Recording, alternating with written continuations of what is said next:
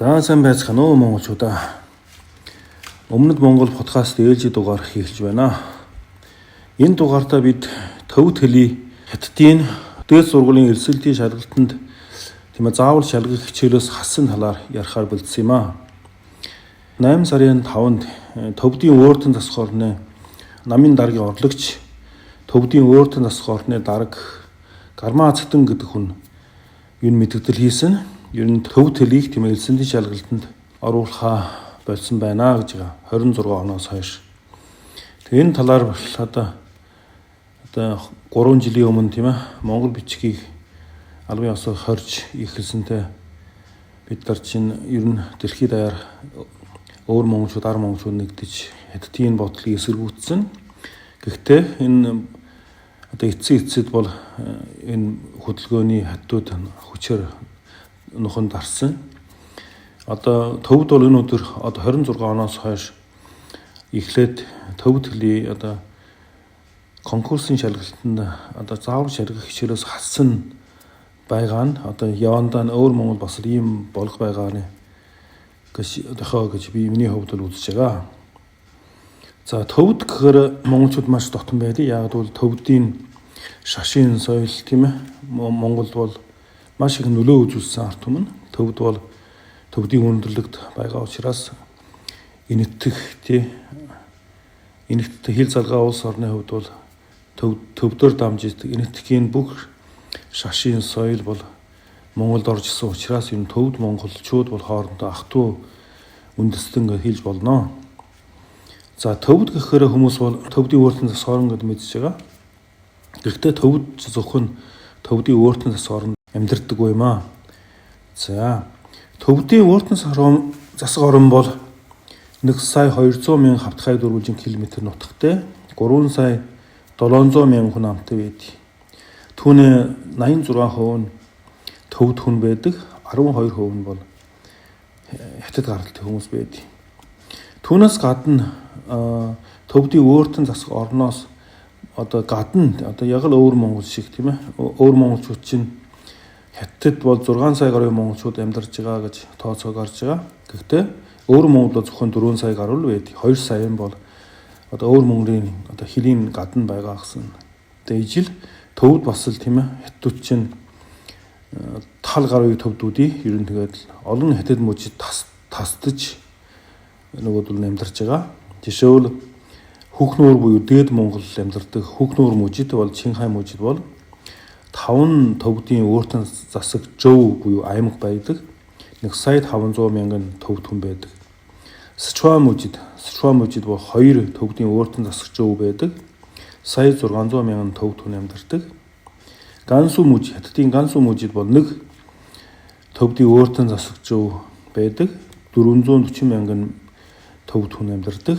Юннан мужид 1 төвдийн өөртөн засаг жөв байдаг. 150 мянган төвдөд байдаг. Нийтээр хятад бол 7 сая гарна төвд үндэстэн амьдардаг юм аа. За төвд яагаад хятадын харин орсон бэ гэхээр наан чинь бол урт хүүх байгаа л да. Гэтэ яагаад шууд хятадын харин болсон бэ гэхээр 12 он төвд манч дайчин гүрэн нурсны дараа төвдүүд энэ дайчин гүрнээ үйч бай төвдүүд харцсангүй васалын байдалтай ер нь бие даасан байдалтай өөртөө засахын байдалтай ер нь амьдардаг байсан. Яг нэр төдий дайчин гүрнээ хаанд бол захирагддаг байсан. Гэхдээ 12 онд дайчин гүрэн нурсны дараа харин монголчууд өөр монголчууд тург улсаа сэргээж гэд маш их томцож олон улсын харилцаа, олон улсын зөвшөөрөл гэж Япон, Орос гэж дэмжлэг авах гээд хөөцөлж байсан бол төвдүүд харин амар жимэрдэндээ байдаг байсан. Тухайн үед төвдийн удирдагчид нар энэ талаар бол мэдлэг байгаагүй. Ер нь олон улсын дэмжлэг авах хугацаа бол өөртөө бол хангалттай байсан. 12 оноос 50 он хүртэл бараг 40 жил шахуу харцсангүй бие даасан байдалтай байсан. Гэхдээ олон улсын дэмжлэг аваад нүүбэд илсэх гэсэн тийм сонирхолж байгаагүй. Гэхдээ яг 50 он Хятадын чөлөөлөх армийн төвд рүү анх дайрахад бол төвдийн засан газар одоо Гашагийн засан газар гэдэг. Эдгээр бол одоо нүүбий санаанд ороод л одоо Америк энэтхгийн одоо гойж байгаа тийм ээ нүүбд хандсан одоо Хятадын чөлөөлөх арми манай улсыг одоо түрэмгийлж байна гэдэг. Гэхдээ тэгэхэд бол тухайн үед энэтхэг улс бол бас сэтгэл гаргаж төвдий дэмжээгүй байсан юм аа. Яг л Хятадыг гомдохгүй гэж тийм ээ. Энэтхэгчүүд бол тухайн үед яг хүчтэй хөөцөлдөж бол ядахта нүүбийн хурлаар тийм ээ төвдий одоо түрэмгийлж болохгүй гэсэн тийм үү им гаргаж болох л байсан, шийдвэр гаргаж болох л байсан баг. Гэхдээ тийм юм болсонгүй. За төвд бол 1950 оны 10 сард 30 гаруй мянган ардын чөлөөлөх арми Хятадын цэрэг төвдийн одоо Наан Хилийн хот бол Чавдуу хот гэдэг Хятадаар Чангдуу хот гэдэг юм байлээ. Энэ хот руу дайрсан. Тухайн үед Чавдуу хотын захирагчин бол Апхот Авгон Жигмэд гэдэг нөхөр байсан. Энэ нөхөр бол нэг 8000 төвд цэргийн тийм ээ одоо дайжлаад хилээ хамгаалж байгаа л да, хотоо хамгаалж байгаа. Гэхдээ Хятадын чөлөөлөх арми яаж барах вэ? Нөгөөдөл чинь 4-5 жилийн дотоодын иргэнэ дайныг үтсэн одоо орчин үеийн цэргийг бол төвдийн нутгийн 8000 гаруй тийм ээ цахир буугаар өргөн зэвсэгсэн цэргүүд бол зогсооч тийм боломж байхгүй байсан. Тэгэхээр 5700 хүн алдаад 2600 хүн олзлогсон байд. Түүний захирагч тийм Апхот Авгон Жигмэд энэ нөхөр бас одоо бууж өгöd олзлогсон Хятадын цэргэд. Тэгэхээр Хятадын чөлөөлөх арми бол Чавдуу хотыг бол эзэлсэн юм аа. Тэгэд хэдэн сар энэ Авгон Жигмэдийг тэрх толгой угаагаад май хүний одоо Лхас руу явуулсан л да. Тэгээ Апхот Авгон Жигмэд бол очоод далайн хамтаа уулзаад нөхцөл байдлыг ярьсан. Бид нар өнөхөр цэргийн хүчээр бол өнөхөр байлдаа тосож бол Хятадын чөлөөлөх армиудаа зогсоохгүй ямар ч боломжгүй. Тэгээд олон улсын дэмжлэгч байхгүй. Тийм болохоор бид нар одоо Хятадтай тийм ээ хэлэлцэр хийх ёстой гэд далайн намыг ятгсан. Тэгээд Авгон Жигмэд бол энэ хэлэлцэр хийх тийм ээ эрх аваад 5 хүний бүрэлдэхүүнтэй 1951 оны 4 сард Бээжин руу явсан. Тэгээ Бээжин яваад нэрээ хоног одоо хэлэлцэр хийснээ дараа төвдийн түүхэнд төвдийн хөв заяа шийдэх 17 заалтыг гэрээ байгуулсан. За 17 гэрэлтэй заалтыг бид бүгдийг одоо ярих шаардлага баг. Гэтэ нэг чухал юм ер нь ярих хэрэгтэй гэж бодож байгаа. За нэгдэх юм бол төвдийн ард түмэн бол одоо бүгд найрамд Хятад ард улсын гэр бүлд буцаж ирэх ёстой. Одоо тухайн үед 49 оны 10 сард бүгд найрамд Хятад ард улс байгуулсан. Тэгээд төвд бол энэ улсад бол буцаж ирэх ёстой. Бас нэг заалтан бол төвдийн засан газар бол тийм ээ ардын чөлөөлөх арми төвдөд ороход туслах тийм ээ батлан хамгаалахыг бэхжүүлэхэд туслах хэрэгтэй гэсэн тийм заалт байгаа. За дараагийн заалт бол за төвийн засан газрын удирдлагын доорд төвдийн ард түмэн бол өөртөө засах эрхээ бол эдлэх ёстой гэсэн тийм заалт бол байгаа. Гэхдээ энэ эрх юм бол хизээч тийм эдэл байгаагүй, өөр монголч ялгаагүй, уйгурч ялгаагүй, энэ төвдүүд ялгаагүй. За дараагийн заалт бол төвдийн одоогийн улс төрийн тогтолцоо тийм ээ ер нь өөрчлөхгүй. Далай ламын тийм ээ төрөлхийн статус эрх мэдлийг хуучнаараа байлгах.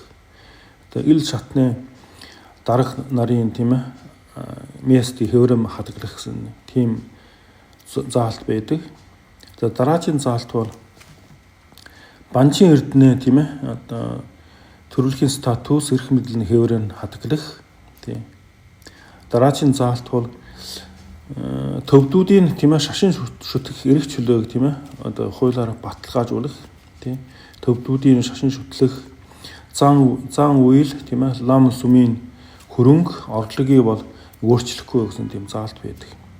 Тэгээ дараагийн заалт бол төвдийн цэргийг цэрэг айрын бий бол аажмаар тийм ээ ардын чөлөөлөх арми болгох тийм ээ одоо бүгд найрамдаг хятад ард улсын батлыг хамгаалах зэвсэг түвшний нэг хэсэг болгох гэсэн заалт байгаа.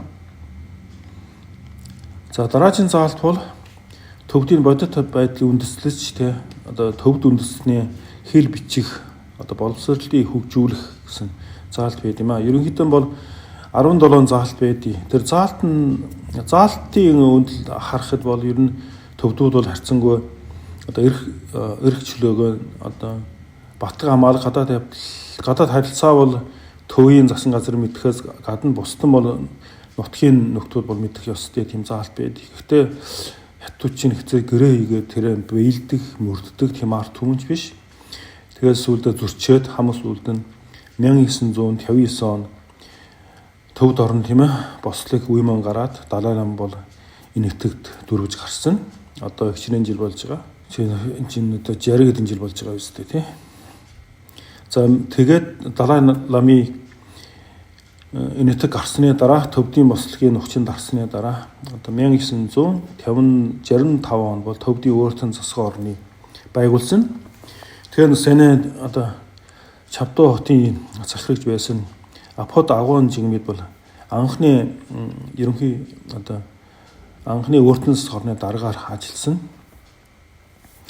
Тэгээ яг тэгээд өөртөө засгийн орн байгуулсан өөр Монгол одоо Шинжаан уйгурч ялгаагүй яг ижил замын туулсан л да. Тэгээ мэдээж хэрэг одоо хятадууд бол аль шат болгонд тийм ээ одоо хятадын мэдээлэлд бүрмс нь оруулах, хятадын одоо дэглэмд оруулах тийм арга хэмжээ авч эхэлсэн. За өнөөдөр бид нар зөвхөн төвдийн боловсролын одоо ярих байгаа учраас за үүнд анхаарлаа хандуулъя. Одоо төвдийн боловсрол бол одоо өөр Монголын боловсролтой яг төстэй. Ер нь 80 2000 оны за 10 он хүртэл гэж хэлж болно да. Ерөнхийдөө бол төвд хэлээр тийм ээ одоо боловсролын хэл болгоодог. Одоо бүх хичээлээ төвдөр заадаг тийм тогтолцоо байсан. За тэний хажуугаар мэдээж хэрэг 3 дугаар ангиас юм уу 4 дугаар ангиас хятад хэл заадаг. Хятад хэлийг бол зөвхөн гадаад хэлний хэмжээнд заадаг байсан. Энэ чинь бас хос хэлний боловсрол гэдэг. 2010-ад онд бол хос хэлний боловсрол гэсэн нэр том орж ирээд их ярьдаг болсон. Энэ нь бол нэгдүгээр төрлийн хос хэлний боловсрол гэдэг юм байлээ. Тэр нь юу вэ гэхээр жишээ өөр Монгол бол монгол хэлээр тийм ээ түүх, газар зүй, тоо, физик бүх хичээлээ тийм монголоор заадаг. Тэгээ хятад хэлийг зөвхөн гадаад хэлний хэмжээнд заадаг байсан. Харин одоо 3 жилийн өмнө тийм өөр Монголын энэ нэгдүгээр төрлийн хос хэлний боловсролыг 2 дугаар төрөл рүү орсон л өөр Монгол маш их ууралж тийм ээ одоо хилэнсэн. Одоо тэр нь 2 дугаар төрлийн хос хэлний боловсрол юу вэ гэхээр одоо бүх хичээлөө тийм ээ хятадаар заадаг. Зөвхөн төвд хэл юм уу монгол хэлийг бол одоо мэдээж хэрэг монголоор төвдөр заана. Ийм маягийн илүү шилжиж байгаа. Энийг бол ерөнхийдөө бол төвдөд бол 2016 оноос хойш бол ер нь төвдийн өөртөө засгийн орн хэрэгжүүлж эхэлсэн. Тийм одоо төвдийн өөртөө засгийн орны бүх хичээл бүх хошуу шаны сумын сургуульд бол 16 оноос хойш ер нь тэгээд бүх хичээлээ хятадаар заах тийм заавар эхэлсэн. Чинхай мужийн төвдийн өөртөө засаг Жөв аймагт бол энэ 19 оноос хойш зарим нь 17 оноос хойш ер нь 2 дугаар төрлийн хос хэлний одоо энэ тогтолцоо хэрэгжүүлдэг болсон. Өөр Монголч одоо 3 жилийн өмнө тийм ээ 4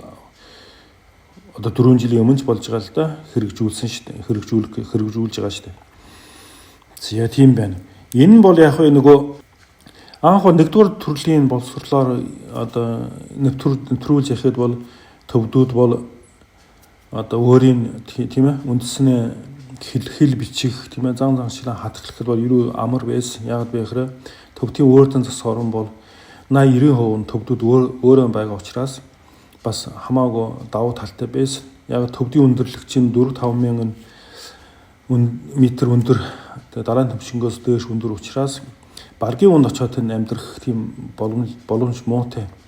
За хүн амын хувьд бол төвд рүү хятадууд тийм ээ хүн хятад үнэ оруулахын төлөө маш их ян янзын хөхүүлэг дэмждэг арга хэмжээ авдаг байсан. Жишээ нь жирийн катрууд төвд рүү шилжиж амьдрахад бол одоо цалингын хэдийнхэн нэмдэг тийм ээ эсвэл хүүхдүүд нь эсвэл төвдөд хэдэн жил ажиллаад их нутагтай одоо буцаж ирэхэд тийм ээ хангамжийн хөвөрөн байлгах гэх мэтэр одоо катруудаа одоо хятад сэхэтэд нь төвд рүү оруулах шуруулах тийм арга хэмжээ эрчимтэй авсан. Гэхдээ газар зүйн нөхцөл байдлаас болоод хятадууд тэр болгоон төвд рүү очих тийм сонирхолгүй байдаг. Тийм учраас төвдийн өөртөө зогсоор өнөөдөр хүртэл 80-90% төвд нь өөрөө байдаг билээ. За миний одоо мэдхээр 1980-ад он одоо бид нар оюутан байж хахад бол тийм нөгөө хятад мужид бол төвдүүдтэй хамтрах тийм гэрээ их байгуулдаг байсан. Энэ ямар шугамар байгуулдаг бэ гэхээр одоо нэг мужийн хэдэн одоо төвд анги дааж авах одоо жишээр Ухаан мужид Ухаан хотын сургууль боловол миний мэдхээр төвд хэдэн ангийн төвд хүүхдүүд байсан. Дан төвдүүдийн нутгаас нь авчирээд Ухаанд сургууль байгуулж өгөөд сургууль биш анги байгуулж өгөөд сургуулийн дотор анги байгуулж өгөөд хятадын дунд энэ төвдүүдийн уусгах тийм ээ одоо өөрийн хятад хүн болгох тийм ийм нэг бодлого бол өрчимтэй авдаг байсан. Энэ нь яг вэ хятад лимитэж хэрэг сайн сурсан. Гэхдээ их хэмжээгээр одоо 100%, 90%-тэй хамруулах тийм чадамж муутай учраас хятадууд сүүлдээ өөр арга хэмжээ авч эхэлдэг болсон. За дараа нь нөгөө хятадуудын ямар арга хэмжээ бэ гэхээр голдуу дотор байрны тийм тогтолцоо руу шилжүүлсэн.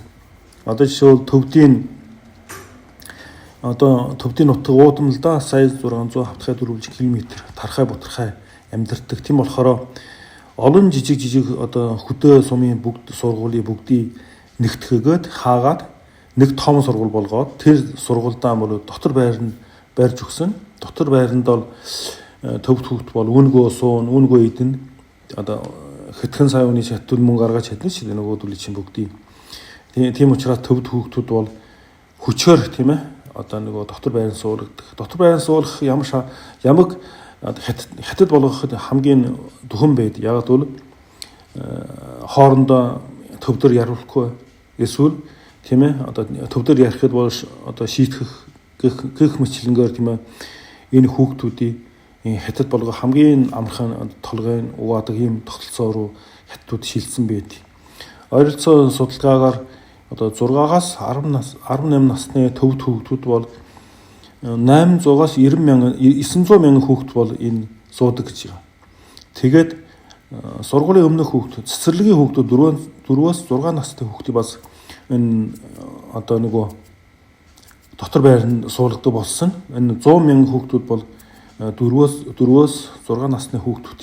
Энэ хүүхдүүдийг бол тэгээд хятад багш нар нь тийм ээ дааж аваад тэгээд хятад л ер нь хүчээр одоо сургана зарим мэдээгээр байдаг шүү дээ. Одоо зарим хүүхэд нэг хагас жил тийм ээ аав ээжтэй уулзаагүй хагас жил дотор байранд суугаад гэртээ оцсон өвөө өмөөтэй баг хэл нэвтэрч чадахгүй болтол тийм их хэлээ мартсан тийм байдаг гэж.